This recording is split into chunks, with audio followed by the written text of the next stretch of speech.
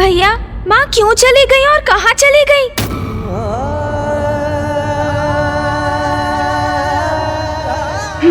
पिताश्री। कदाचित माँ लौटकर पिताश्री के निकट शमशान चली गई हैं। हमें यथाशीघ्र वहाँ पहुँचना चाहिए। उचित कहते हो गणेश, चलो।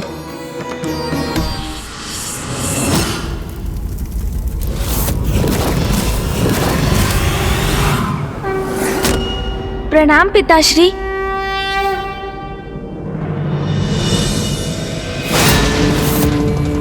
पिताश्री,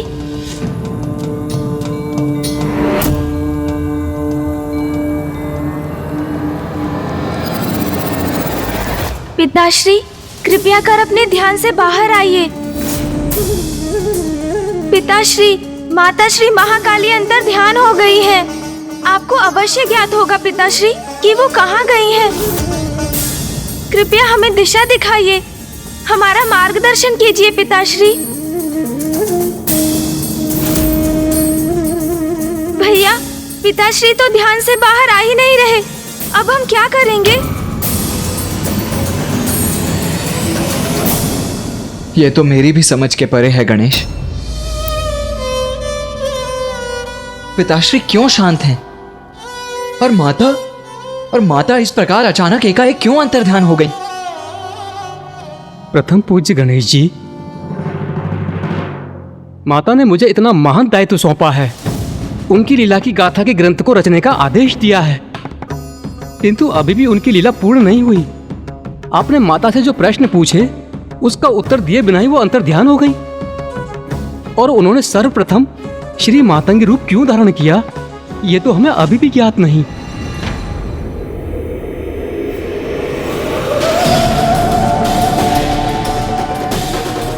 पुत्र गणेश, अब आगे की संपूर्ण कथा तुम स्वयं कहोगे पुत्र। गणेश, माता ने तुम्हें शक्ति प्रदान की है ना कि तुम आगे की कथा ज्ञात कर सकोगे और कहोगे।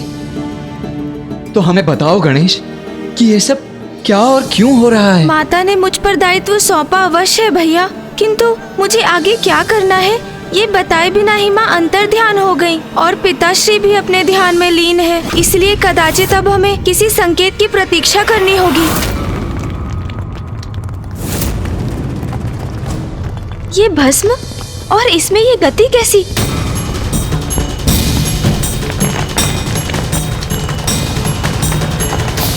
गणेश, क्या हुआ? तुम कुछ कहते क्यों नहीं?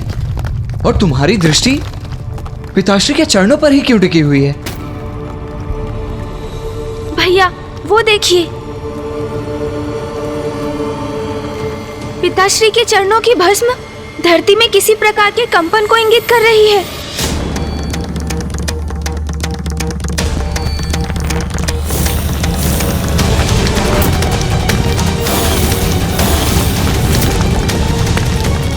मुझे ज्ञात करना होगा कि ये कंपन कैसे हो रहा है।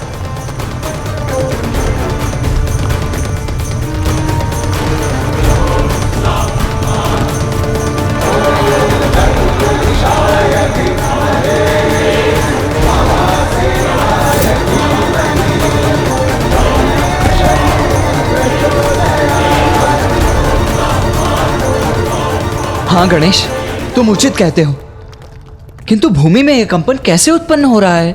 भैया, माँ ने मुझे शक्ति प्रदान की। उसके पश्चात हम पिताश्री के पास उनके मार्गदर्शन प्राप्त करने पहुँचे और उनके माध्यम से मुझे ये भूकंपन दिखाई दिया। अर्थात भैया, हो ना हो आगे की कथा का सूत्र इस भूकंपन के स्रोत से ही जुड़ा है। हाँ गणेश, कुछ तो है जो घटित हो रहा है और वो हम सभी के लिए अनिष्टकारी हो सकता है, जिसे रोकना अति आवश्यक है गणेश। किंतु ये ध्वनि आ कहां से रही है? इस भूकंपन का स्रोत कहां से है, सबसे पूर्व मुझे ये ज्ञात करना होगा।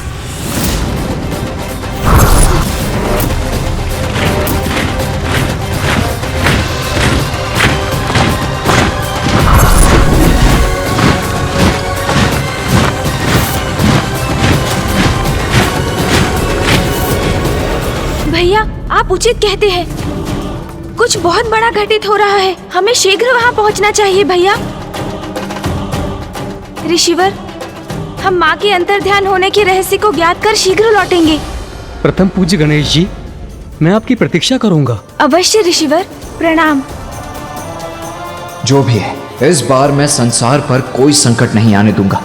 इस घटना को महासंकट बनने के पूर्व ही रोकूंगा मैं।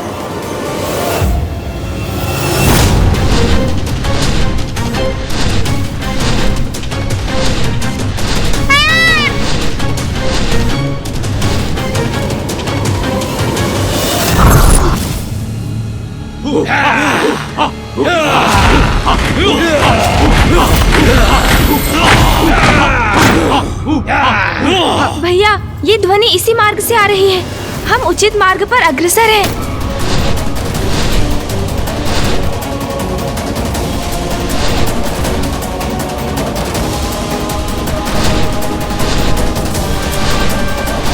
हमें कैलाश को पार कर उसके आगे जाना होगा।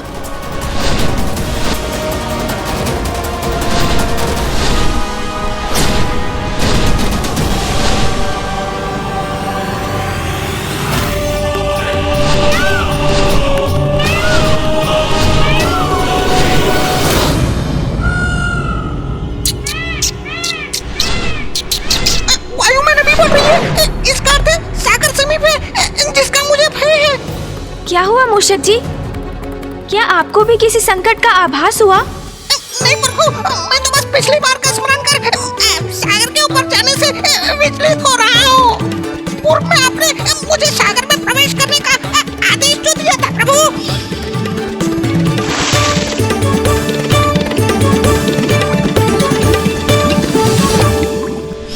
चिंता मत कीजिए मूषक जी, इस बार ऐसा कुछ नहीं होगा।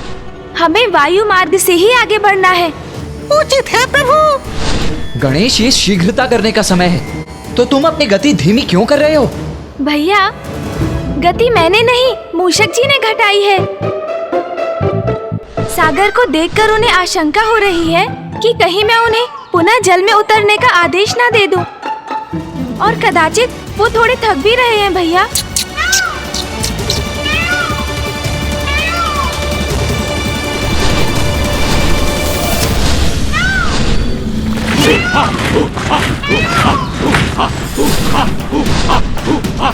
वहाँ जो भी हो रहा है हमें ज्ञात नहीं, इसीलिए गति धीमी करने का तो कोई औचित्य ही नहीं। हमें शीघ्र अतिशीघ्र वहाँ पहुँचना चाहिए और इस प्रकार कि वहाँ किसी को भी हमारे आगमन की सूचना ही ना हो। मूषक जी, अपने दोनों हाथों से मेरे मयूर जी की पूंछ पकड़ लीजिए।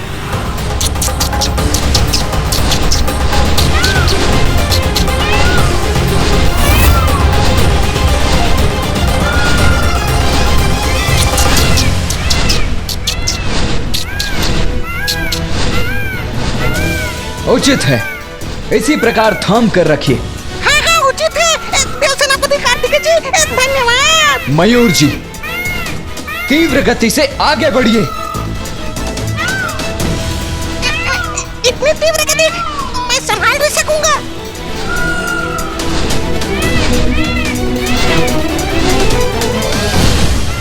आपने उचित उपाय किया है भैया। अब हम शीघ्र उस कंपन और ध्वनि के स्रोत तक पहुंच जाएंगे। अब ऊपर चलिए मयूर जी।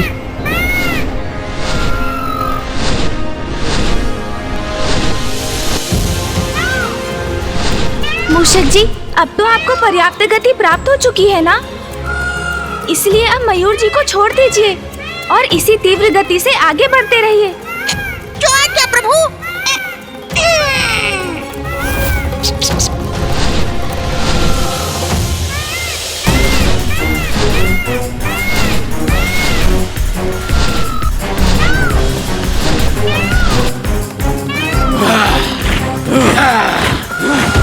भैया, वो देखिए वहाँ।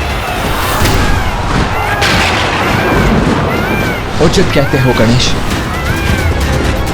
कदाचित उस भूकंपन का स्रोत यही स्थान है।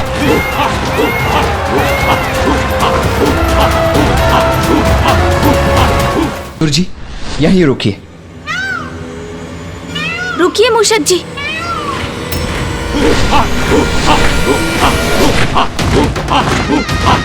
भैया, यहाँ तो असंख्य असुर एकत्रित हो रहे हैं। अवश्य किसी बड़े अनिष्ट का संकेत है ये।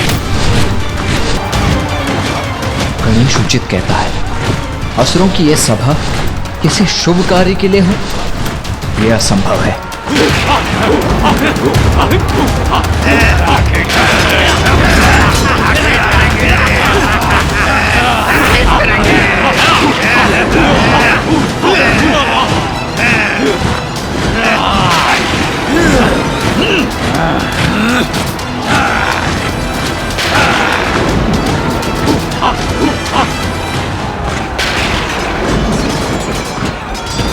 भैया, इतनी भारी संख्या में इन असुरों का यहाँ होना इनकी किसी अनिष्टकारी योजना का ही संकेत है।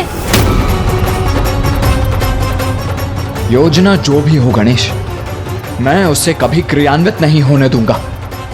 पुनः इन असुरों को सृष्टि की शांति कदापि भंग नहीं करने दूंगा मैं। भैया रुकिए।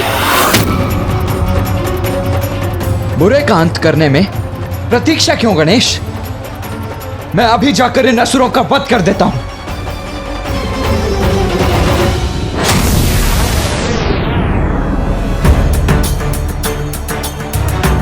रुकिए भैया।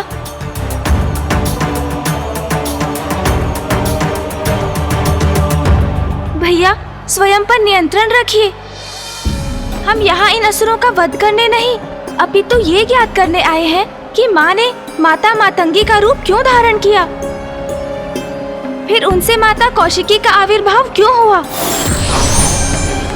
भैया, माता श्री महाकाली के रूप में माँ ने हमें अपनी लीला सुनाई, किंतु इस एक प्रश्न का उत्तर दिए बिना वो अंतर ध्यान हो गई। और फिर हम उनसे और पिताश्री से संकेत पाकर यहाँ पहुँचे, अर्थात हमें हमारे प्रश्न का उत्तर यहाँ प्राप्त होगा। इसलिए आप शांत रहिए भैया।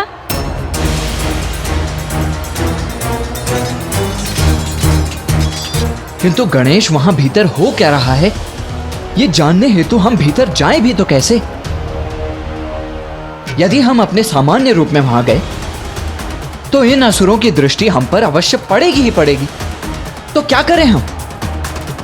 अब क्या भिन्न रूप धारण कर कर भीतर जाएं? भिन्न रूप? ये उचित कहा है आपने भैया। गणेश, तुमने कोई सुझाव नहीं दिया।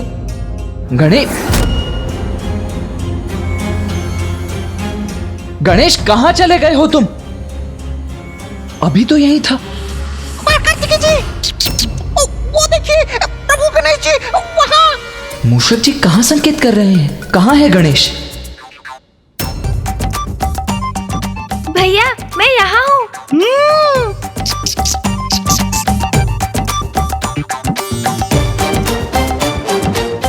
गणेश, ये क्या कर लिया तुमने? क्यों भैया, मेरी युक्ति उचित नहीं लगी आपको? हम सूक्ष्म रूप धारण कर भीतर जा सकते हैं और वहाँ क्या हो रहा है ये भली भांति ज्ञात कर सकते हैं।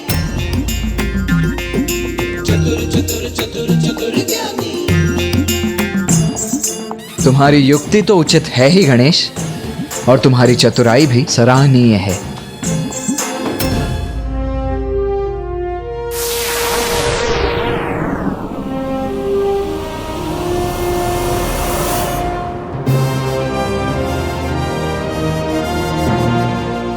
देखा भैया, अब हमें कोई नहीं देख सकेगा। प्रभु, आपने तो सूक्ष्म रूप धारण कर लिया, किंतु मैं क्या करूं? यदि मैं इसे भीतर गया तो ये असुर मुझे जीवित ही अपना आहार बना लेंगे। प्रभु, मैं असुरों का भोजन नहीं बनना चाहता। प्रभु। मूषक जी, आपसे कौन कह रहा है भीतर जाने के लिए? आप और मयूर जी यहीं पर प्रतीक्षा कीजिए, क्योंकि आप दोनों यहीं सुरक्षित रहेंगे। उचित है प्रभु। चलिए भैया।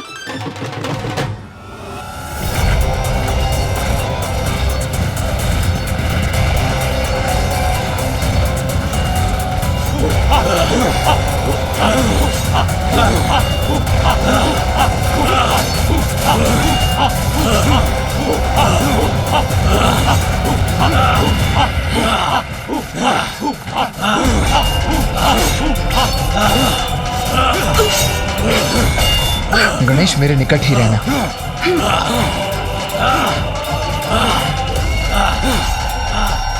भैया, इन विशालकाय असुरों से मेरी दृष्टि बाधित हो रही है। मुझे कुछ भी नहीं दिखाई दे रहा। हमने भीतर आने के लिए ये सूक्ष्म रूप तो धारण किया, किंतु इस प्रकार तो इस रूप में हम कुछ भी नहीं ज्ञात कर सकेंगे भैया।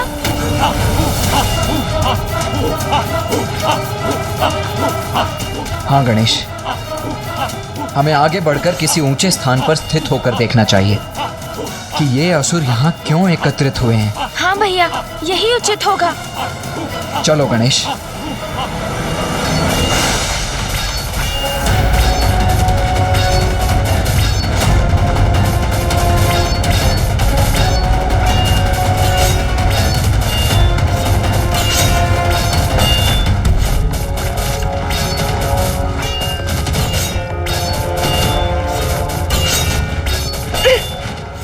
भैया, हम इनके मध्य तो घिरते जा रहे हैं। इन असुरों के पैरों से बचकर गणेश। हाँ भैया।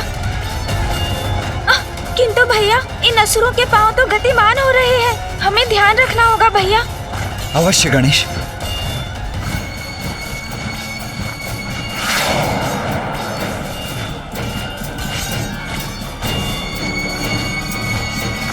अब ये कैसी ध्वनि थी?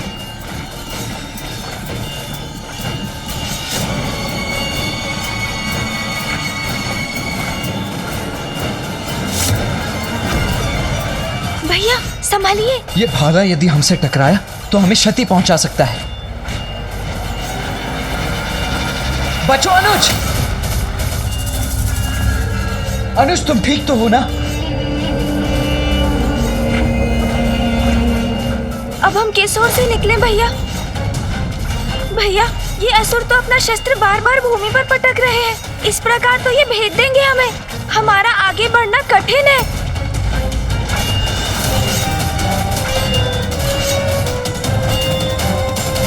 जो भी हो गणेश, हमें आगे तो बढ़ना ही होगा,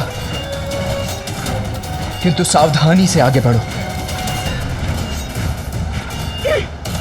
भैया ध्यान से।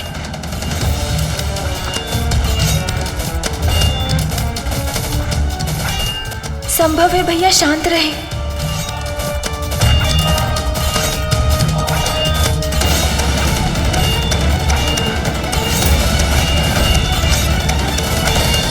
क्या हुआ भैया?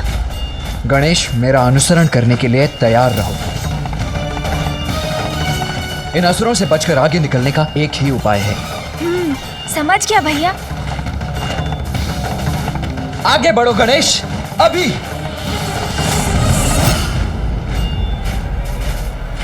मैं भी आपके पीछे आ रहा हूँ भैया।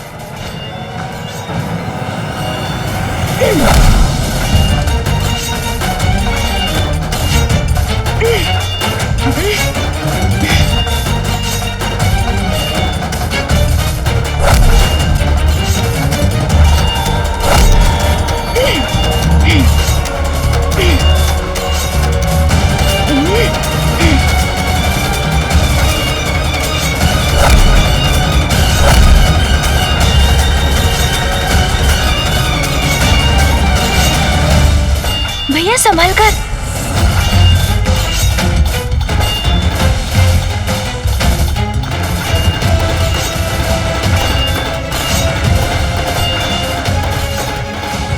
भैया, हमारा संदेह उचित था। इन भांति भांति के असंख्य असुरों की ये सभा अवश्य किसी बड़ी भावी अनिष्टकारी घटना का संकेत है। हाँ गणेश, किंतु यहाँ से भी कुछ स्पष्ट नहीं हो रहा है।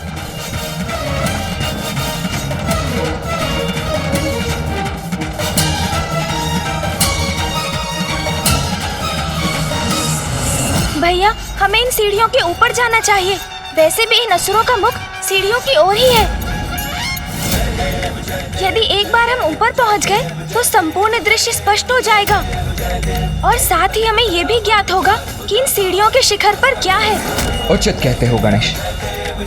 तो चलो सीढ़ियों की ओर चढ़ते हैं।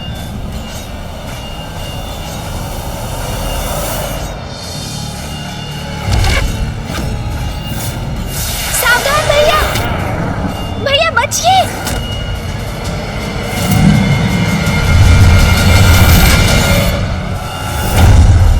भैया बचिए। हमारे मार्ग में बाधा कैसे बन सकते हैं? इसे तो मैं एक ही बार में काल के गाल तक पहुंचा दूंगा।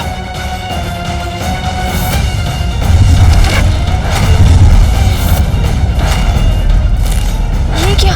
भैया तो आवेश में आ रहे हैं। कहीं क्रोध में आकर वो इन असुरों पर आक्रमण ना कर दे। यदि ऐसा हुआ तो हमारे यहाँ आने का उद्देश्य ही विफल हो जाएगा। वो हमें कभी ज्ञात नहीं हो पाएगा जो हम ज्ञात करना चाहते हैं। भैया नहीं, बचिए भैया।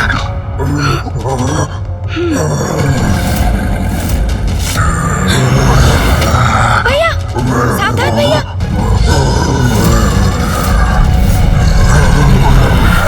भैया यदि इसी प्रकार उलझे रहे तो हमारा महत्वपूर्ण कार्य बाधित हो सकता है, जिसके लिए हम यहाँ आए हैं।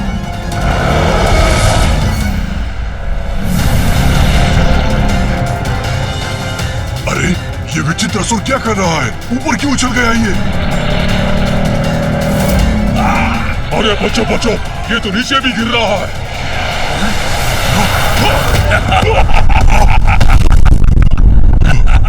ओह, वो पशु मकरी तो असुरों के ऊपर ही जा गिरा। अब इन्हें कहीं हमारा भेद ना ज्ञात हो जाए। ये कैसे कैसे असुर चले आते हैं यहाँ? न सुध न बुध, बस गिरे तो गिरे ही रहो।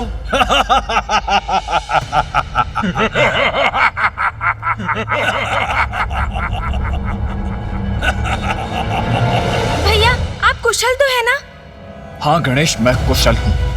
यदि अवसर होता तो इन सभी को यही कुचल कर रख देता, किंतु अभी भी विलंब नहीं हुआ। भैया रुकिए, स्मरण रखिए हमारे यहाँ पर आने का एक विशेष कारण है। अब चलिए सीढ़ियों के ऊपर। हाँ गणेश, मैं अपना उद्देश्य नहीं भूला हूं। चलो चलते हैं।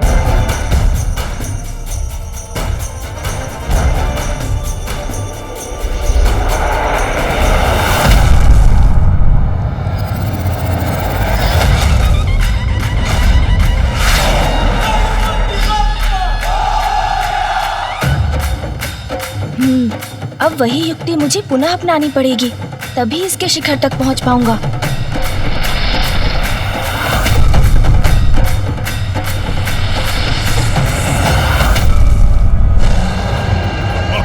प्रतीत होता है कि ये मदिरा का प्रभाव है, इसीलिए इस तरह उछल के गिर पड़ा है ये। तुम में से ही किसी ने मेरी पूंछ पकड़कर मुझे उछाला। कौन था वो? भैया संभाल कर।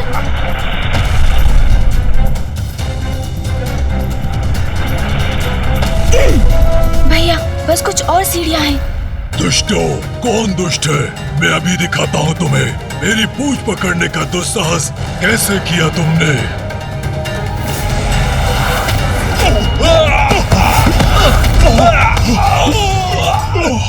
भैया अब एक लंबी छलांग लेनी होगी।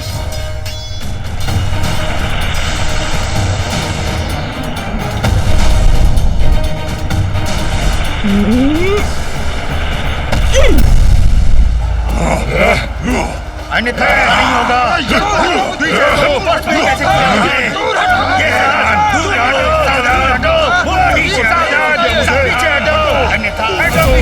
अन्यथा अच्छा नहीं होगा।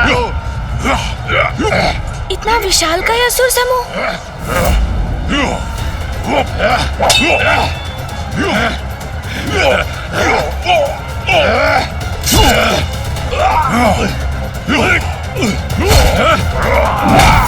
आपने देखा भैया? हाँ हाँ, और इनकी आसुरी प्रवृत्ति तो देखो गणेश, ये तो सदा लड़ने के लिए ही तैयार रहते।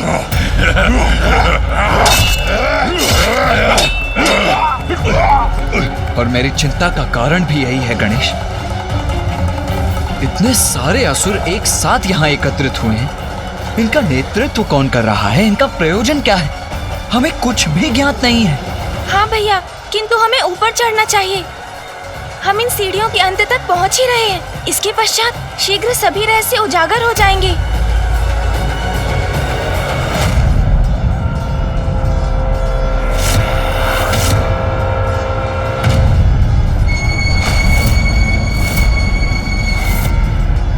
ये किसके पांव है? कौन है जो इन सीढ़ियों के शिखर पर स्थित हुआ है?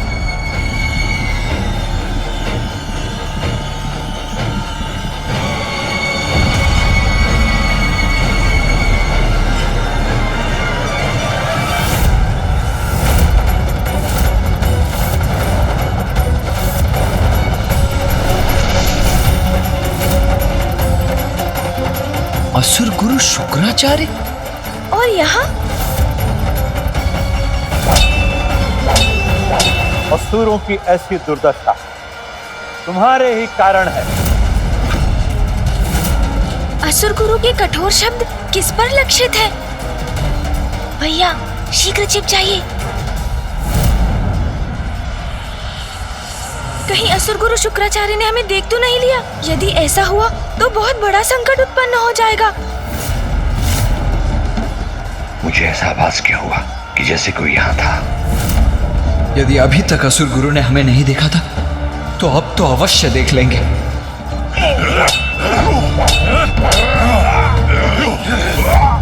भैया सुरक्षित है हम। संभव है असुर गुरु शुक्राचार्य ने हमें देखा नहीं, अन्यथा संकट ही उत्पन्न हो जाता। असुरों, रोको ये आपसे संघर्ष। असुर गुरु हमें रुकने का आदेश दे रहे हैं। वो हमसे कुछ कहना चाहते हैं। रुक जाइए सब।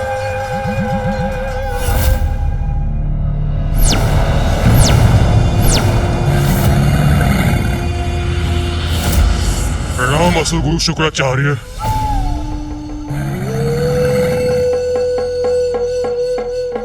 असुर गुरु शुक्राचार्य की, असुर गुरु शुक्राचार्य की। मेरे शब्दों का प्रभाव हो रहा है असुरों पर, और मैं यहाँ किसी को ढूंढने में लगा हूँ।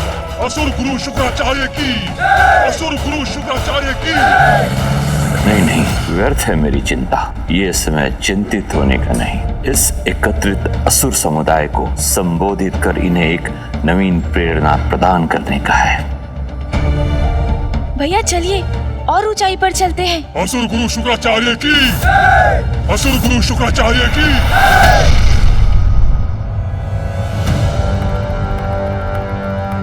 इस बार तो असुर गुरु शुक्राचार्य की दृष्टि से बच गए हम, किंतु अब हमें किसी सुरक्षित स्थान पर स्थित होना चाहिए।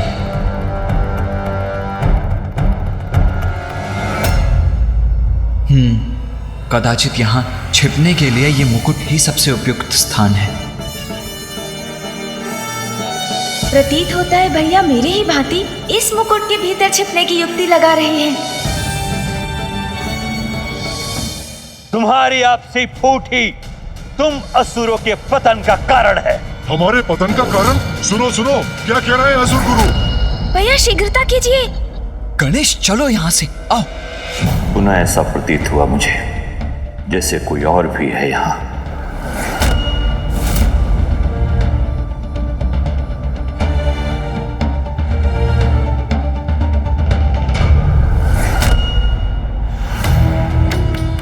नहीं, और कोई नहीं, मात्र असुर समुदाय है जो मेरी प्रतीक्षा कर रहा है।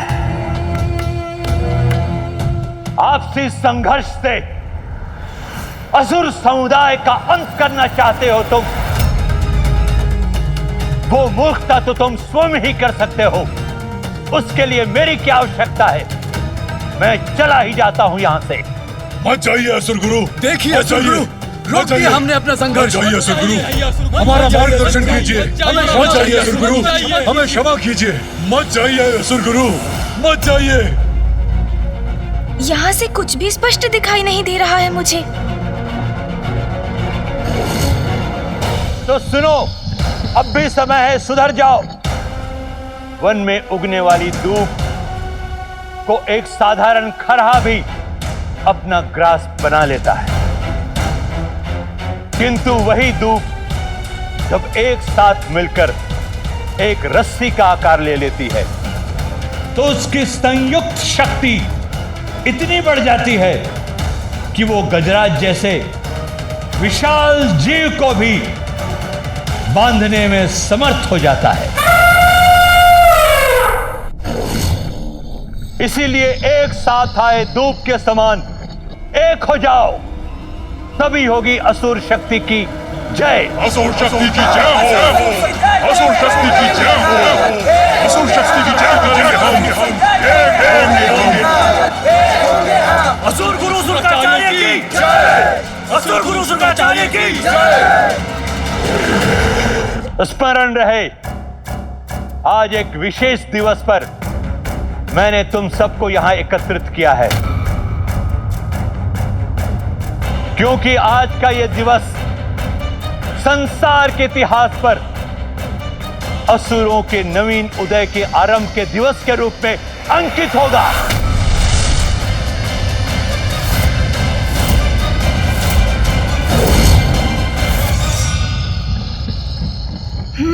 ये तो स्पष्ट हुआ कि गुरु शुक्राचार्य ने ही असुरों की इस महासभा का आयोजन किया है। आज के दिवस असुरों का नव जागरण होगा, असुर साम्राज्य की नींव रखी जाएगी, क्योंकि सर्वशक्तिशाली असुर समुदाय आज अपनी शक्ति पहचानेगा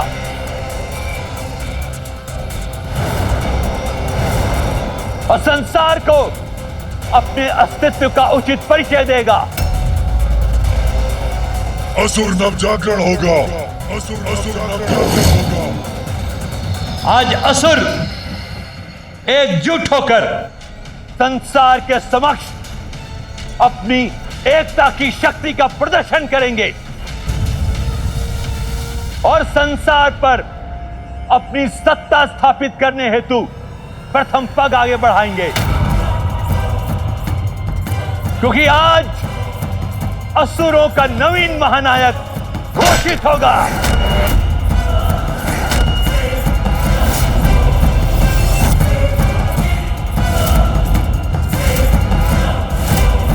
जो निकट भविष्य में असुरों के विजय पताका को फहराने में उनका नेतृत्व करेगा।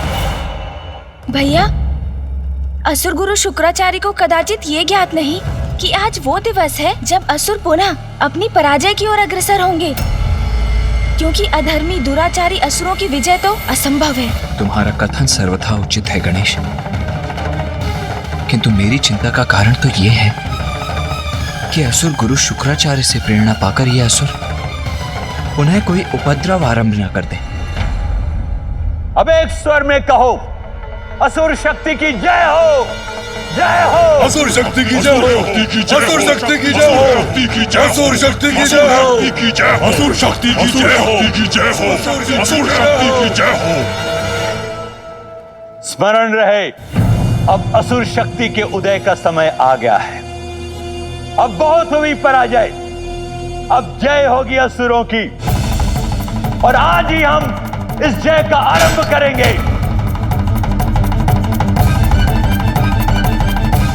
असुर शक्ति की जय होगी, असुर शक्ति की जय होगी, असुर शक्ति की जय होगी। भैया, मुझे तो अभी भी कुछ उचित प्रकार से दिखाई नहीं दे रहा है। हाँ गणेश, हमें और भी ऊंचाई पर जाना होगा। हम जितनी ऊंचाई पर होंगे उतनी श्रेष्ठतर हमारी दृष्टि भी होगी। जय होगी, अवश्य होगी, किंतु किसी भी समुदाय की जय नायक रहित रहकर कदापि नहीं हो सकती। इसीलिए आज मैंने आसुरी शक्ति परीक्षण का ऐसा आयोजन किया है, जो सर्वाधिक योग्य एवं शक्तिशाली असुर योद्धा होगा, वो हमारे समक्ष आकर असुरों का महानायक भी बनेगा।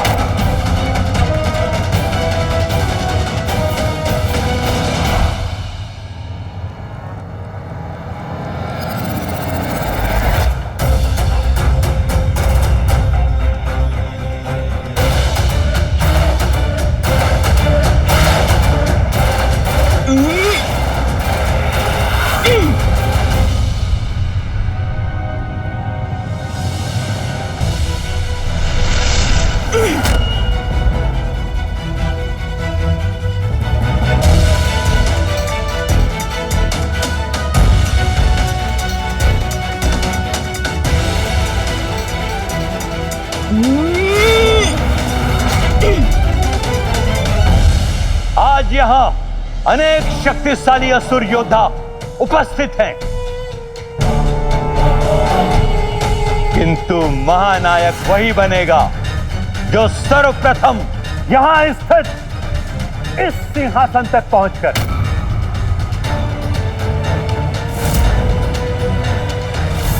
इस मुकुट को उठाने में सक्षम होगा।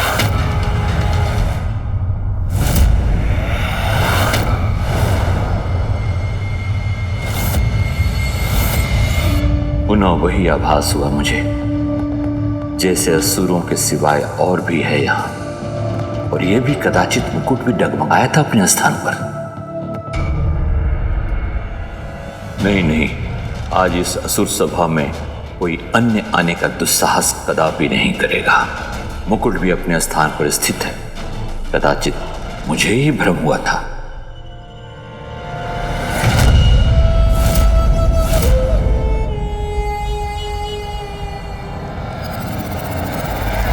और जो भी इस मुकुट को अपने हाथों में उठाएगा, उसे अपने शीश पर धारण करेगा, तुम उसे ही अपना महानायक स्वीकार कर उसी के दिशा निर्देशों पर आगे बढ़ोगे। उचित है असुर गुरु, उचित है आपका प्रस्ताव हमें स्वीकार है। जो सर्वप्रथम मुकुट उठाएगा हमारा महानायक बनेगा। महानायक बनेगा। वही महानायक बनेगा। वही महानायक बनेगा। मैं बनूंगा महानायक। मैं बनूंगा महानायक। मैं बनूंगा महानायक। बधाई हो भैया। बधाई? किस बात की बधाई गणेश? आपने सुना नहीं भैया, असुर गुरु ने अभी अभी क्या कहा? उन्होंने कहा कि जो भी सर्वप्रथम इस सिंहासन तक पहुंचकर इस मुकुट को उठाएगा अर्थात इसे धारण करेगा, वो ही असुरों का नवीन महानायक होगा। हाँ भैया, तो इसके अनुसार हम ही हुए ना वो नवीन महानायक। गणेश, ये परिहास का समय नहीं है, और असुरों का महानायक बनने की मेरी कोई इच्छा नहीं है। तो आओ ध्यान से देखते हैं कि यहाँ आगे क्या होने जा रहा है। आज विजयी तो मैं ही होऊंगा। इस स्पर्धा में मैं ही आगे रहूंगा। कुछ भी हो जाए, मुझे ही सबको पराजित करना है। महानायक बनना है मुझे। महानायक कुछ भी हो, विजयी तो मैं ही होऊंगा। महानायक बनना है मुझे। मैं बनूंगा महानायक। मैं बनूंगा।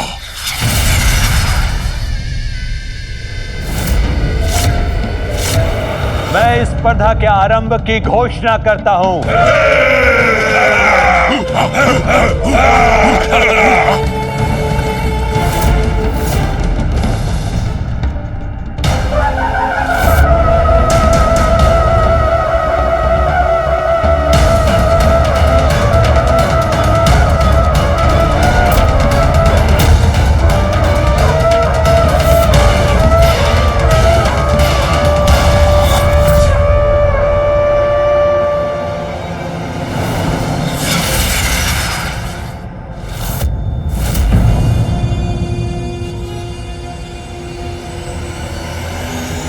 स्पर्धा आरंभ हो।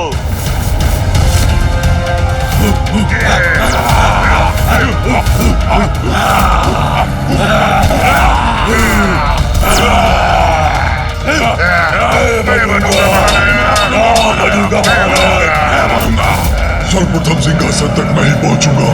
महानायक बनूंगा मैं। कोई नहीं रोक सकेगा आज। मेरी पूछ भी रोकेगी तुम सभी को। इस स्पर्धा में तो सबसे आगे हूं मैं।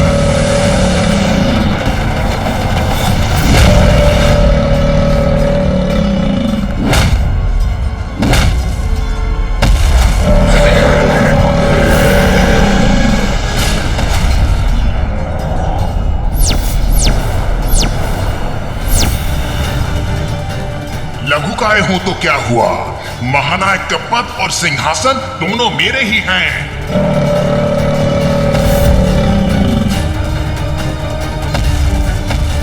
मेरी तो यही इच्छा है गणेश कि इन सभी का अभी यही अंत कर दूं। न रहेंगे ये असुर, और न होगा कोई इनका महानायक, न ही संसार को सहना होगा इनका आतंक। नहीं भैया, जब तक ये असुर कोई अपराध ना करे हम इन्हें दंडित नहीं कर सकते। हाँ भैया, और ये किसी भी प्रकार से न्याय संगत नहीं होगा। किसी भी समुदाय के लिए अपना नायक चुनना तो कोई अपराध नहीं। स्मरण है ना भैया, जलंधर के नाश के पूर्व पिताश्री ने यही शिक्षा दी थी हमें।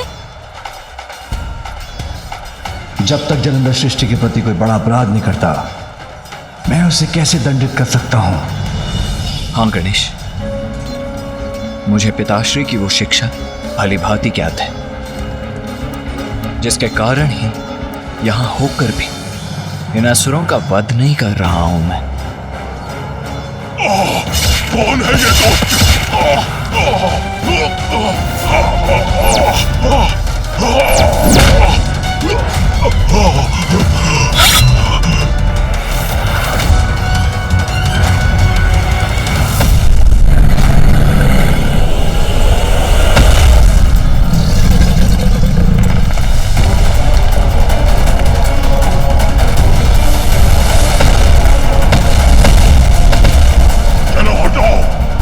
बढ़ने दो हमें।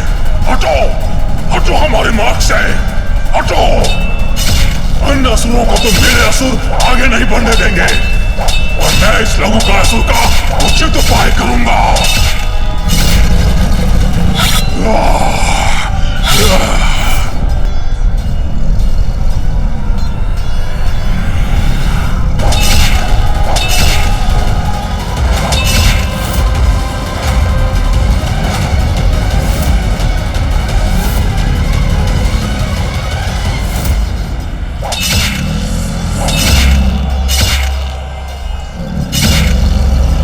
की ये होड़ तो कठिन होती जा रही है।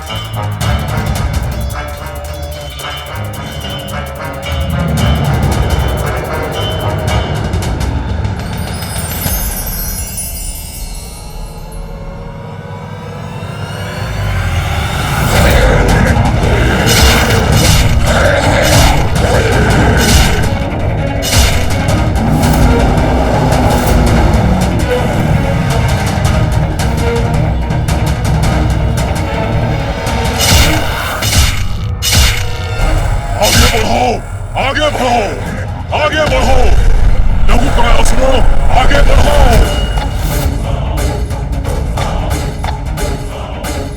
मेरे असुर पीछे रह गए, मैं अकेला बढ़ रहा हूं। अब मैं इस लघु का असुर को नहीं छोड़ूंगा।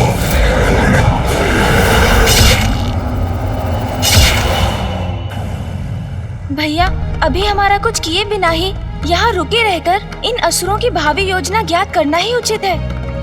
हाँ, ताकि हम देवताओं को सावधान कर सकें।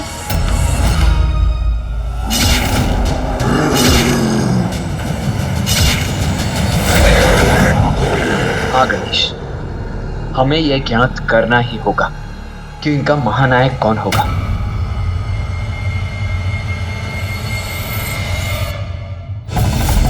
आगे बढ़ो, आगे बढ़ो। महानायक चाहिए हमें, हमें महानायक चाहिए, महानायक चाहिए हमें।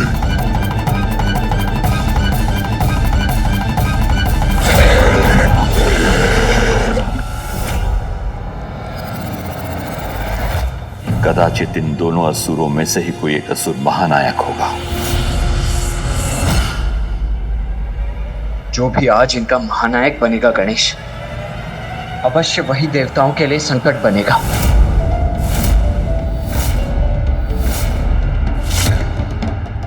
नहीं, इतनी बार जिस आभास को मैंने अपना भ्रम समझकर नकार दिया, उसके पीछे कुछ तो सत्य है।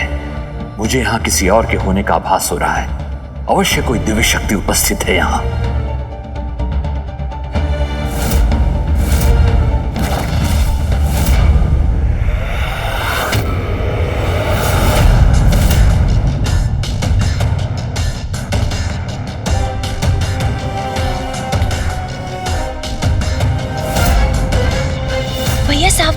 असुर गुरु तो हमारी ओर ही बढ़ रहे हैं।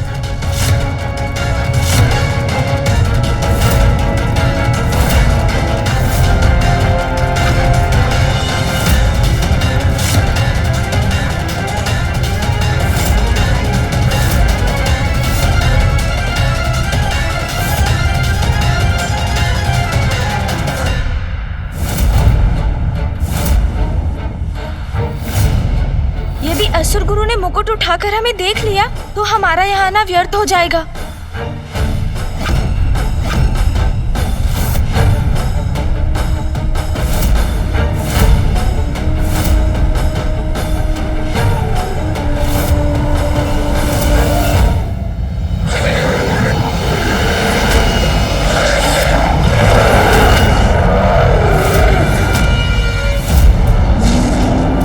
कैसी विचित्र भयंकर ध्वनि है।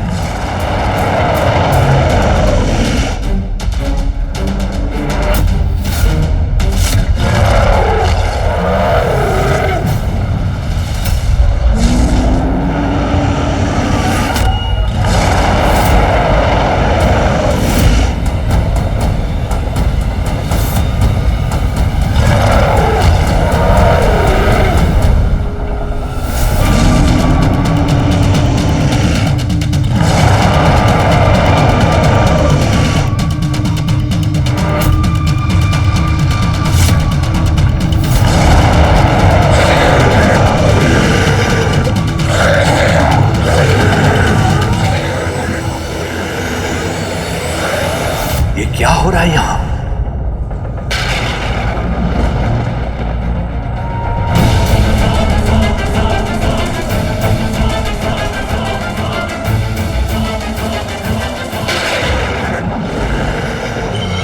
मेरे हाथ में कंपन क्यों हो रहा है?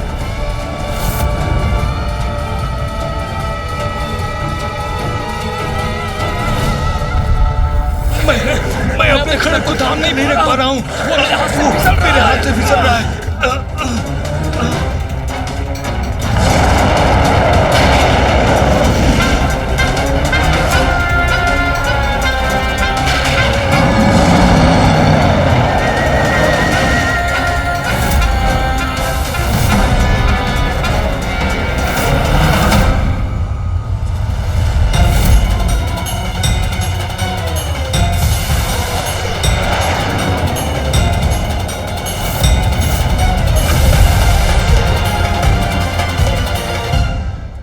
ये किस शक्ति का प्रभाव है? असुरों के अस्त्रों को उनके हाथों से कौन छीन रहा है? भैया, ये तो बहुत बड़ा विचित्र दृश्य है, किंतु ये हो कैसे रहा है? गणेश, मैंने भी पूर्व में ऐसा विचित्र दृश्य कभी नहीं देखा। हाँ भैया, ये मैंने भी नहीं देखा है कभी।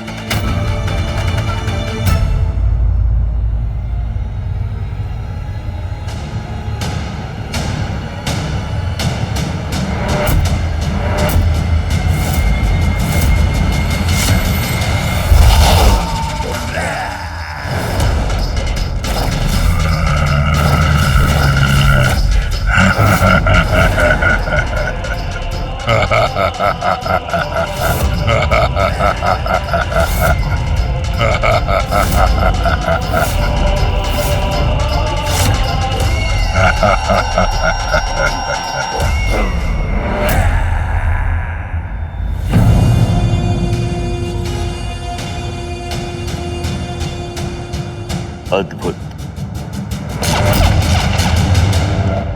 व्यर्थ आयोजन किया आपने स्पर्धा का, क्योंकि मुझे कोई पराजित नहीं कर सकता। तो उचित तो यही होता कि आप स्वयं आकर इस मुकुट को हमारे शीश पर स्थापित करते और इन असुरों का महानायक घोषित करते। धूम्रलोचन, कदाचित तुमने मेरे नियम का उचित प्रकार से श्रवण नहीं किया। महानायक तो वही होगा जो सर्वप्रथम इस सिंहासन तक पहुंचकर मुकुट को धारण करेगा, वो नहीं जो मात्र विशालकाय हो, आकाश में स्थित हो, वो नहीं जो अन्य सभी असुरों के अस्त्र शस्त्र उठाकर आकाश में स्थित कर दे। नियमों का पालन क्या कहा है किसी असुर ने? मेरा नियम भी तुम्हारे लिए स्थिर है धूम्रलोचन। अन्य असुरों को पीछे छोड़कर यहां पहुंचो और स्वयं को महानायक घोषित करो। कहो, है तुम में इतना सामर्थ्य?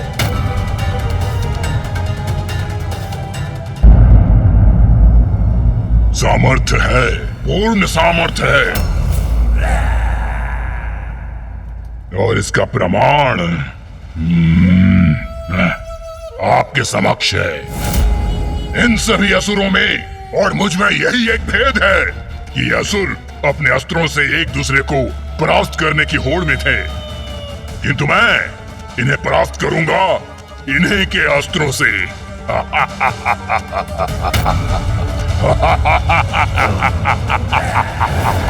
ये हमारे असुरों से हमें परास्त करेगा। ये असुर करने क्या जा रहा है?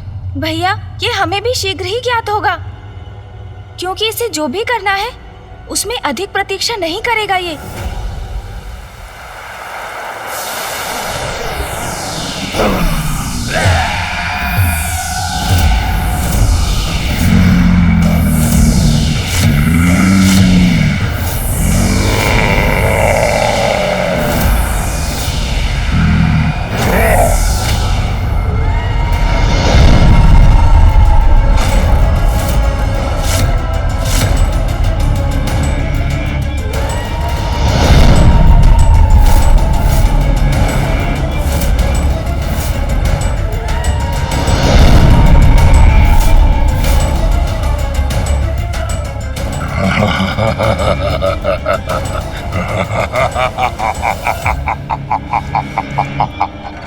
ये तो इन अस्त्रों से अपने सहायक असुर सैनिक प्रकट कर रहा है।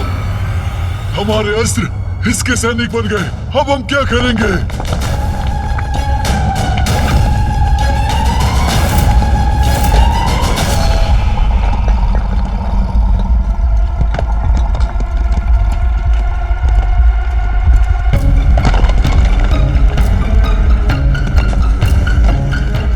ये शिलाएं और शिलाखंड ये ऊपर की ओर क्यों जा रहे हैं? इसका क्या करेंगे ये सैनिक?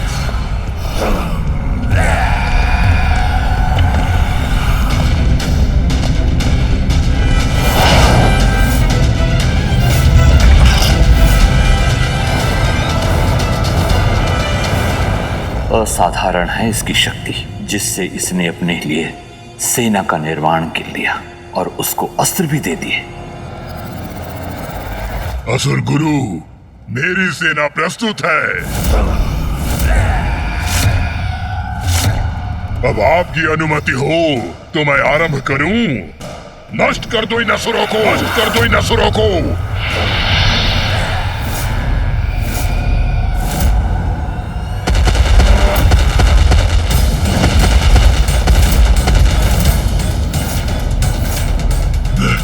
मैं क्या करूं अब? कैसे करूं इस दुष्ट का सामना? मैं तुम्हें आगे बढ़ने नहीं दूंगा।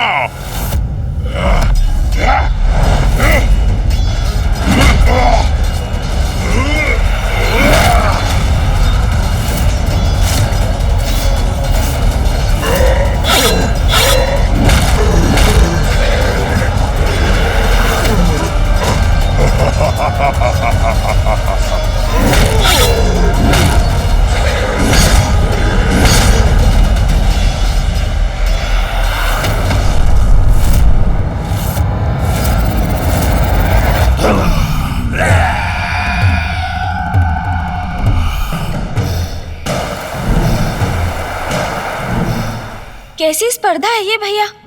सिंहासन के लिए ये असुर अपने ही समुदाय के रक्तपात से भी नहीं हिचकते।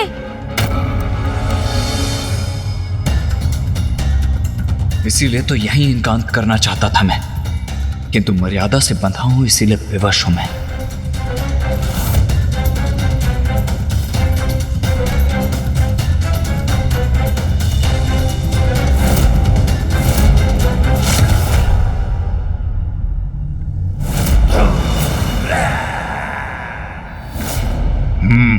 अब उचित है, मेरे सैनिकों के सिवाय कोई शेष नहीं है।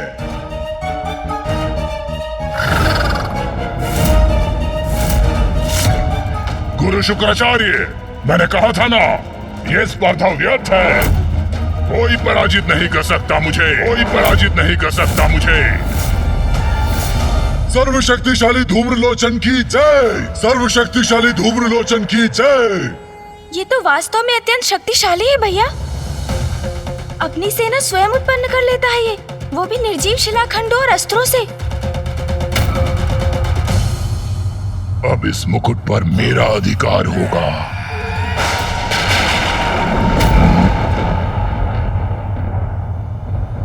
ये कैसी गड़गड़ाहट है?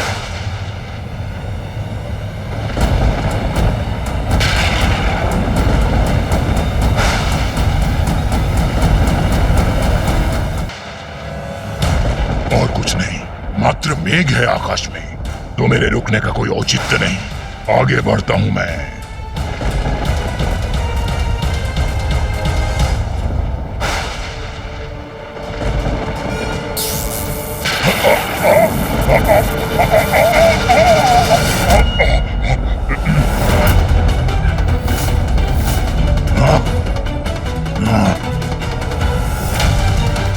क्या ये कोई अन्य शक्तिशाली असुर है जिसने इस धूम्रलोचन को भी रोक दिया? किसने उत्पन्न की ये विद्युत रेखा? किसका दुस्साहस है ये? कौन उत्पन्न कर रहा है ये मेघ और विद्युत?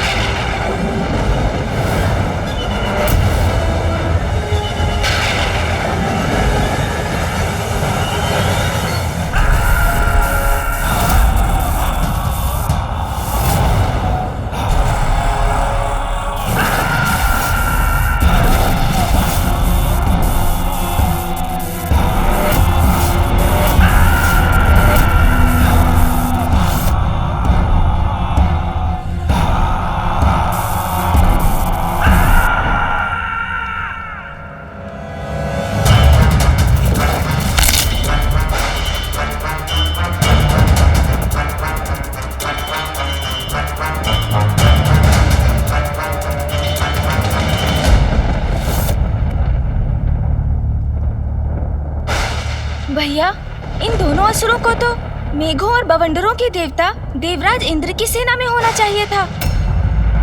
कौन है ये दोनों जो मुझे धूम्रलोचन को चुनौती देने का दुस्साहस कर रहे हैं? प्रणाम असुर गुरु शुक्राचार्य, मैं हूँ चंड। और असुर गुरु, मेरा भी परिचय प्राप्त कीजिए। मैं हूं मुंड। चंड और मुंड, अद्भुत है इन दोनों की शक्ति। जो भी हो तुम दोनों, अपनी विद्युत के साथ चले जाओ यहाँ से। यहाँ तुम्हारा कोई कार्य नहीं। अच्छा, बड़ी विचित्र बात है। हमने तो सुना था यहाँ असुरों के महानायक के चुनाव की स्पर्धा हो रही है। फिर तो हम उचित स्थान पर हैं, क्योंकि यहाँ सिर्फ हमारा ही कार्य है। तुम्हारी दृष्टि और बुद्धि दोनों ही भ्रष्ट हो गई है क्या? दिखाई नहीं देता तुम्हें? सभी असुरों का संहार कर चुका हूँ मैं, और यहाँ सिंहासन तक पहुँचने वाली सीढ़ियों तक आकर खड़ा हूँ। इसलिए मैं ही हूँ नवीन असुर महानायक। चले जाओ यहाँ से। धूम्रलोचन, धूम्रलोचन, धूम्रलोचन। अन्य असुरों का संहार करने मात्र से तुम इस स्पर्धा में विजयी नहीं हुए। मत भूलो, इस सिंहासन तक पहुंचकर इस मुकुट को अपने शीश पर धारण करने के पश्चात ही तुम विजयी होगे। नवीन असुर महानायक घोषित हो गए। ये क्या असुर गुरु शुक्राचार्य, थोड़ी सी योग्यता परख कर स्पर्धा में प्रवेश लेना चाहिए था। ऐसे ही किसी भी तुच्छासुर को कैसे अवसर प्रदान कर देते हैं आप? बातों के ही धनी हो या कोई और योग्यता है तुम दोनों में? विद्युत प्रदर्शन के बल पर कोई महानायक नहीं बन जाता मूर्ख। कदाचित अब हमें अपनी शक्ति का परिचय इस मूर्ख को देना ही चाहिए।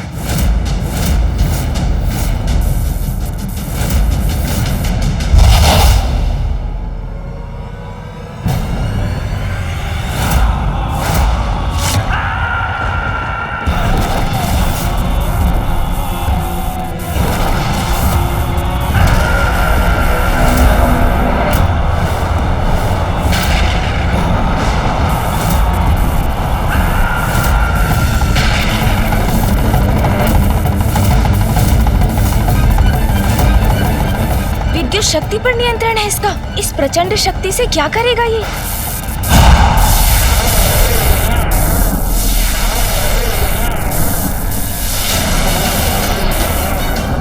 हमारी विद्युत शक्ति इसके आर पार हो रही है। इसे क्षति पहुंचाए बिना ये कैसे संभव है भ्राता? धूम्रलोचन नाम है मेरा। धूम्र हूं मैं, धूम्र। और धूम्र को विद्युत कोई क्षति नहीं पहुंचा सकती।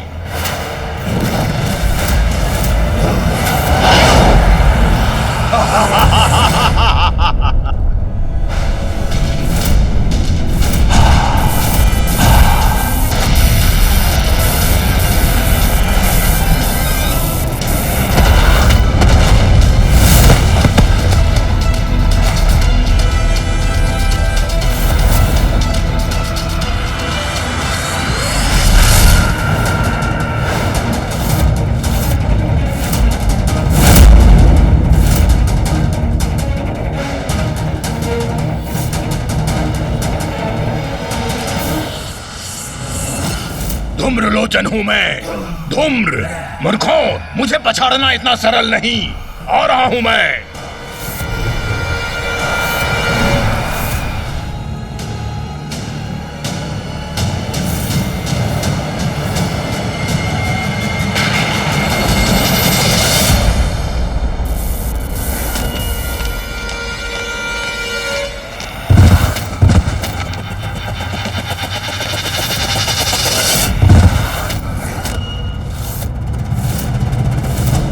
ये कौन है जिसने इन तीनों को गिरा दिया? ऐसी कौन सी शक्ति है जिसने इन शक्तिशाली असुरों को ही धूल धूसरित कर दिया? तो क्या इनसे भी अधिक कोई शक्तिशाली असुर प्रकट होकर इस स्पर्धा में भाग लेने वाला है? किंतु कौन हो सकता है वो?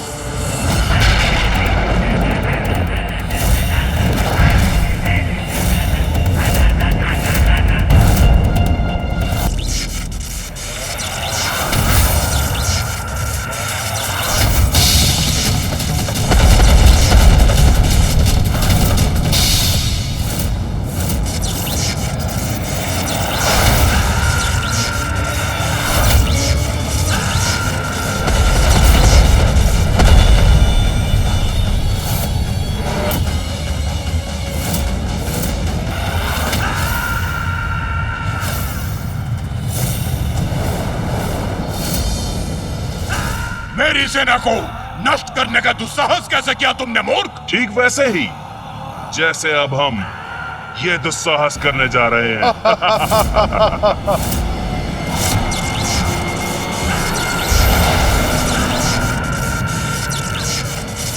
क्या? अब क्या करने वाले हैं ये दोनों?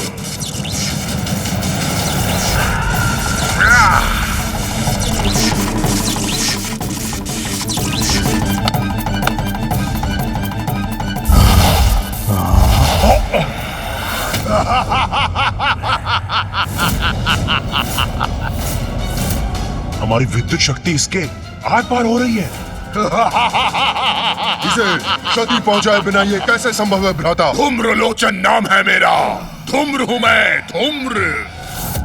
और धूम्र को विद्युत कोई क्षति नहीं पहुंचा सकती।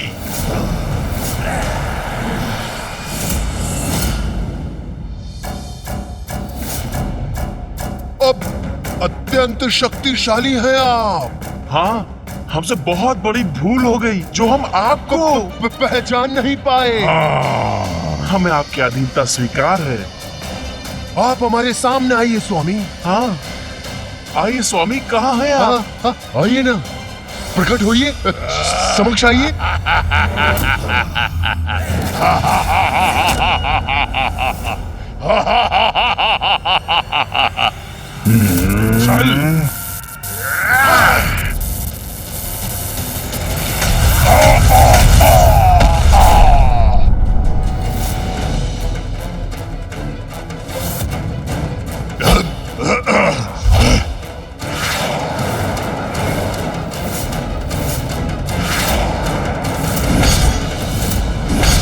भैया, ये नवीन असुर तो उस धूम्रलोचन असुर से भी कहीं अधिक शक्तिशाली प्रतीत होते हैं।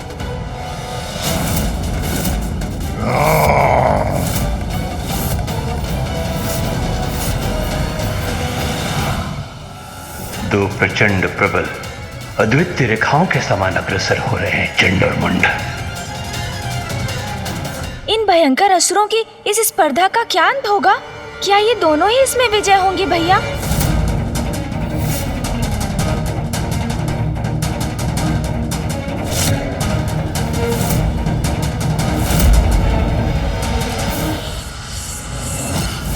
धूम्रलोचन हूं मैं। धूम्र मूर्खों, मुझे पछाड़ना इतना सरल नहीं। आ रहा हूं मैं।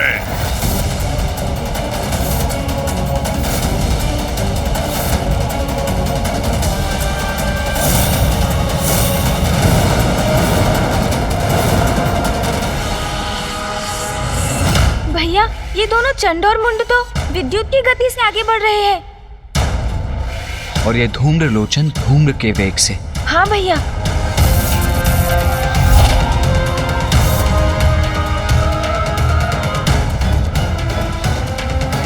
चंड और मुंड अति प्रचंड।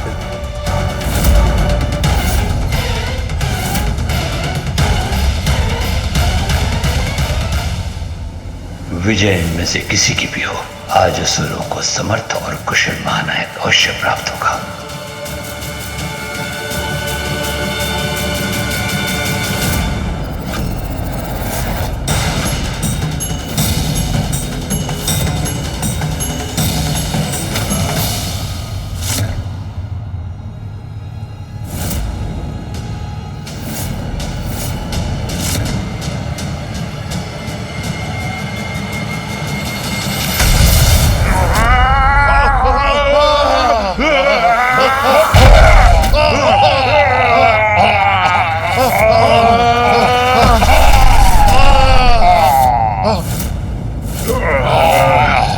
ये कौन है जो इन तीनों को गिरा दिया?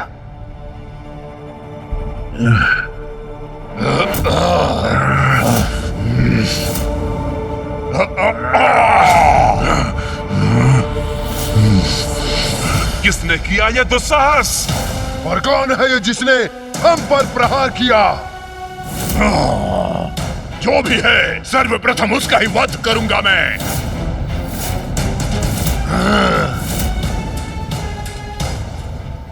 भैया, इन तीनों बलशाली असुरों को धूल दूसरित करने वाला अवश्य कोई विशालकाय और शक्तिशाली असुर होगा।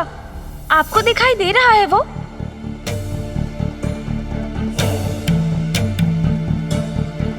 नहीं गणेश, ये चंड मुंड और धूम्रलोचन मेरी दृष्टि बाधित कर रहे हैं। मुझे कुछ भी स्पष्ट दिखाई नहीं दे रहा है।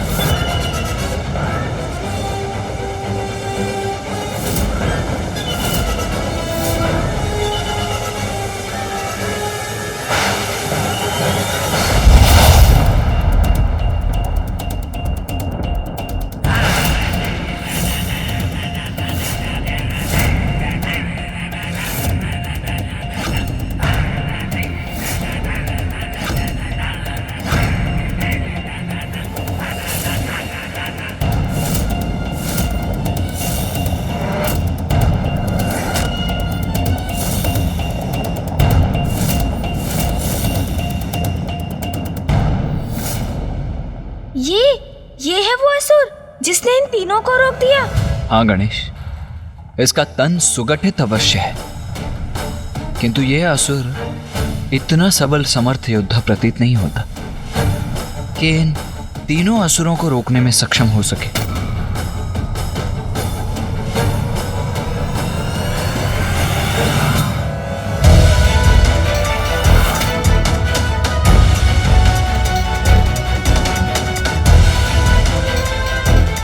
ये किसी का स्वर सुनाई दिया मुझे। कौन है यहाँ? भैया सावधान। भ्रम नहीं था मेरा, अवश्य किसी का स्वर श्रवण किया था मैंने। प्रणाम स्वीकार करें असुर गुरु शुक्राचार्य।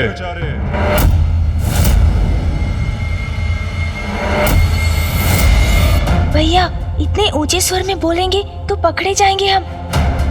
हमें अपना स्वर मध्यम ही रखना होगा। उचित कहते हो गणेश। ये तुच्छ असुर हमारा सामना नहीं कर सकता।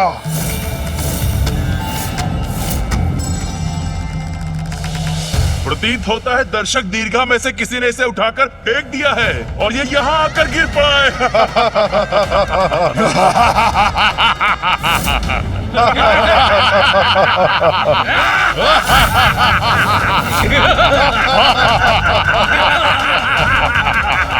कदाचित यही सत्य है, किसी ने फेंक दिया इसे।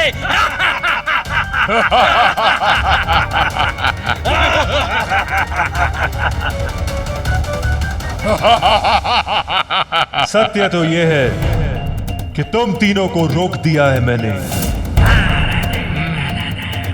और सत्य यह भी है कि इस समय उस मुकुट तक बढ़ने के स्थान पर मेरे समक्ष खड़े रहने पर विवश हो तुम। और उससे बड़ा सत्य तो प्रस्तुत होगा जब तुम तीनों को पराजित करूंगा मैं। भैया मुझे तो प्रतीत होता है कदाचित इनके मार्ग की बाधा बनकर बहुत बड़ी भूल कर रहा है ये असुर। यदि ये इनके मार्ग से नहीं हटा तो चंडमुंड और धूम्रलोचन इसका भीषण अंत कर देंगे। गणेश, जो योद्धा युद्ध भूमि में उतरने का साहस रखता हो उसकी शक्ति को कभी कम नहीं आंकना चाहिए। यहां तो केवल दो ही संभावनाएं हो सकती हैं, या तो ये आत्मघात करने आया है या अवश्य किसी गुप्त शक्ति का स्वामी है। गुप्त शक्ति? ऐसी कौन सी गुप्त शक्ति हो सकती है इसके पास जिससे ये इन असुरों का सामना कर सकेगा? ऐ मूर्ख, बुद्धि भ्रष्ट हो गई है तेरी। याद भी है कैसी शक्तियां हैं हमारे पास? किस शक्ति के बल पर हमसे टकराने चले आए हो? नहीं नहीं नहीं, शक्ति युक्ति कुछ नहीं है इसके पास। ये तो मुझे कोई मूर्ख उद्दंड प्रतीत होता है। हाँ हाँ, शब्दों से नहीं मानेगा ये। इसे तो प्रताड़ित करना ही होगा हमें।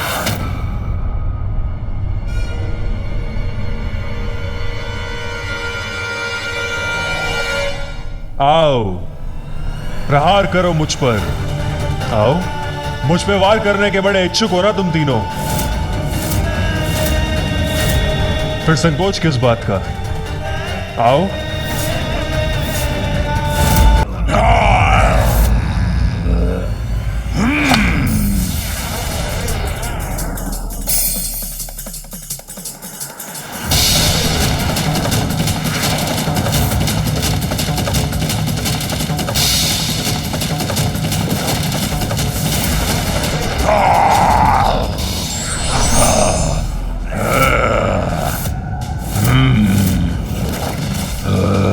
चलो, इस तुच्छ असुर को पराजित करके संतुष्ट हो जाओ तुम। हाँ, यदि ये हमारे मार्ग की बाधा न बनता तो हम तो विजयी होने ही जा रहे थे। विजय तो तुम प्राप्त नहीं कर सकते। चलो, इसका वध करके प्रसन्नता प्राप्त करने का अवसर तुम्हें प्रदान करता हूँ। संतुष्ट और प्रसन्न तो मैं तब होऊंगा जब इसका अंत करने के बाद तुम दोनों का भी वध करूंगा। सावधान तुच्छ असुर, तुम्हारा काल धूम्रलोचन बढ़ रहा है तुम्हारी ओर।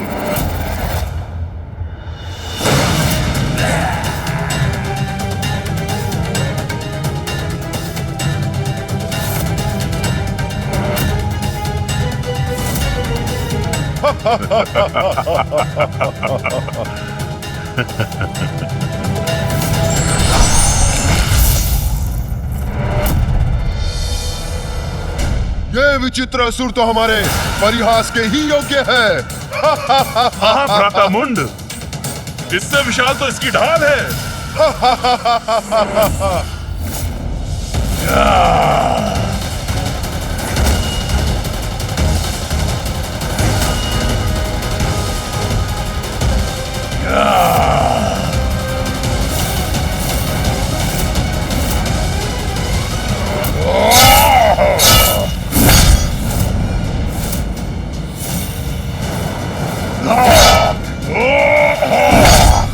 उत्तम प्रहार किया तुमने धूम्रलोचन, और अगले प्रहार से अंत भी करो इसका। अब मेरे प्रहारों को नहीं रोक सकता तू।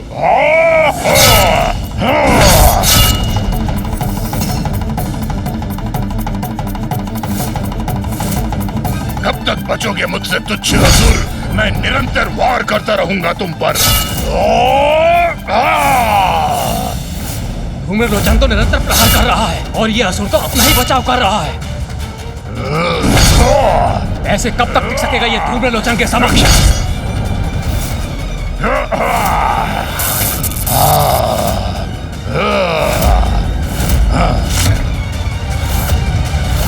वध करो इसका धूम्रलोचन, वध करो। अंत करो इसका। खंडित हो गई है इसकी ढाल, अब एक ही प्रहार से इसका अंत करता हूँ।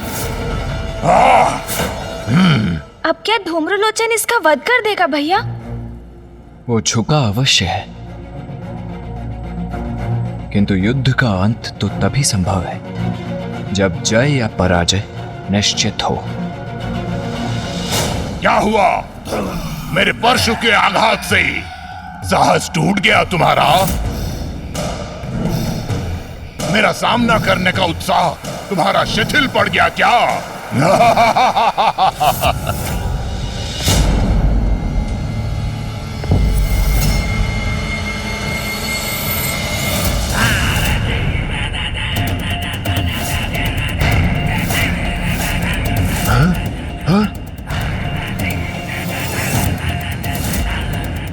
मेरा अंत होगा, ना ही मेरा साहस चूकेगा, और मेरा उत्साह वो तो अब जागृत होगा मूर्ख।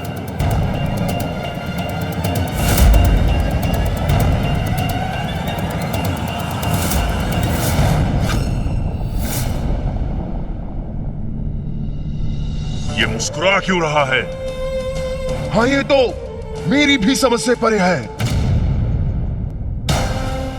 ये क्या? मैंने इसे आहत किया, किंतु इसके मुख पर यह स्मित हास्य है और इसके नेत्रों में यह विचित्र उन्माद लिए कितना भयंकर भाव है। गणेश, मुझे ऐसा आभास हो रहा है कि अवश्य यहां कुछ बड़ा घटित होने वाला है। अभी इस युद्ध का अंत नहीं,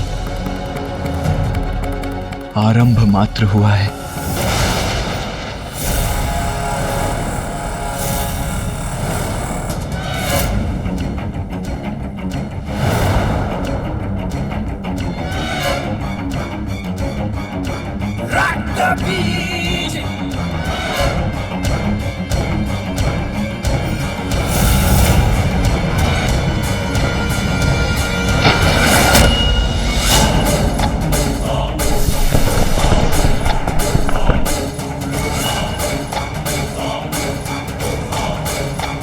ये क्या भैया?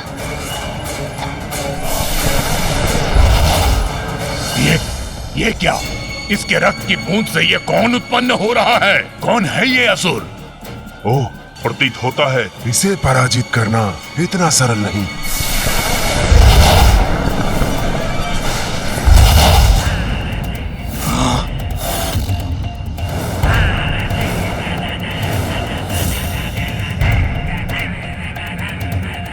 रक्त बीज, मेरा नाम है रक्त बीज। अरे देखा क्या? इसकी रक्त की बूंद से इसका प्रतिरूप प्रकट हो रहा है। अब तो ये 1 से 2 हो गया। अद्भुत है असुर, अद्भुत है इसकी क्षमता। जो इस पर वार करेगा, इसका रक्त बहेगा, वो इसके समान अन्य असुरों को अपने समक्ष पाएगा। जैसा नाम वैसा परिणाम। सत्य तो ये है, जो मुझसे उत्पन्न होते हैं उनके रक्त से भी मेरे ही प्रतिरूप उत्पन्न होते हैं। अर्थात एक घाव से ये एक से अनेक बन जाता है। भ्राता मुंड, इसे एक को ही पराजित करना कठिन था, तो इसके समान अनेकों का सामना कोई कैसे करेगा? अब कहो, कितने प्रतिरूपों को रोकोगे तुम? जितना रोकोगे उतना ही बढ़ूंगा मैं। जितना मुझ पे वार करोगे उतना ही शक्तिशाली बनकर तुम सबका काल बनूंगा मैं।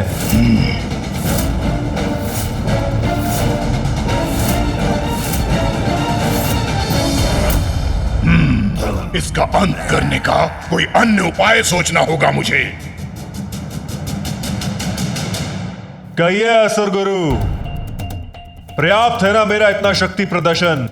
हो गया ना प्रमाणित कि मैं ही असुर महानायक पद के योग्य हूं?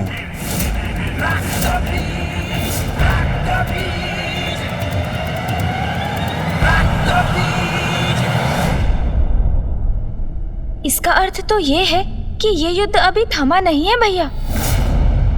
आपका मौन क्या संकेत कर रहा है? समझ रहा हूं मैं। आप यही चाहते हैं ना कि मैं ऊपर आकर अपने मुकुट को धारण कर अपने सिंहासन पर स्थित हूं। उचित है, आपकी इच्छा का सम्मान अवश्य करूंगा मैं। ऊपर आऊंगा मैं।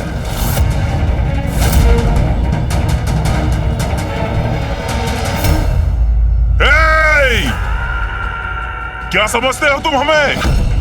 हाँ, एक तुच्छ असुर अपने तुच्छ प्रतिरूप को प्रस्तुत कर हमें झुकने पर, हमें रुकने पर विवश कर देगा और हम तुम्हें आगे बढ़ने देंगे।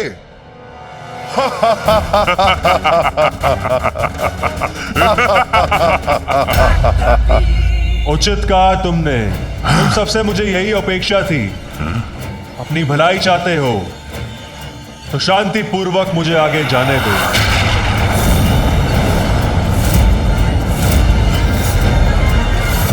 विश्वास नहीं होता, इतनी सरलता से आगे बढ़ना चाहता है ये। उस सिंहासन तक पहुंचना चाहता है।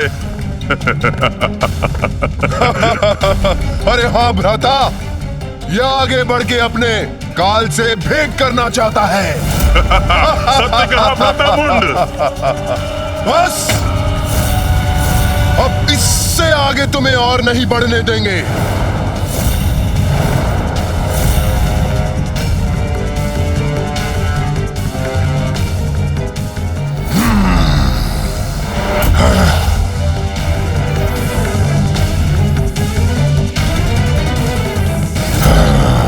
तुम्हारे सभी प्रहारों का उपाय है मेरे पास।